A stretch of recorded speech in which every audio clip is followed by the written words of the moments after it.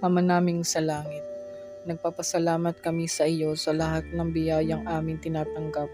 Kami po ay humaharap sa iyo na may pusong puno ng pasasalamat at pagkamabuting loob.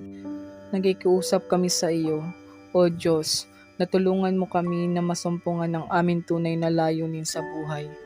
Bigyan mo kami ng kaalaman at karunungan upang magampanan ng may kahusayan ang mga tungkulin at gawain na aming kinakailangang gawin. Ama, kami po ay humihiling na gamitin mo kami para sa iyong mga layunin.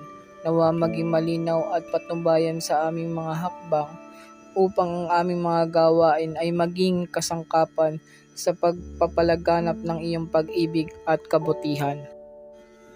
Pakilusin mo ang aming mga puso, O Panginoon, na maging mapanagot sa aming mga responsibilidad sa aming pamilya, komunidad at lipunan. Bigyan mo kami ng lakas ng loob at determinasyon na maglingkod ng buong puso at may kababaang loob.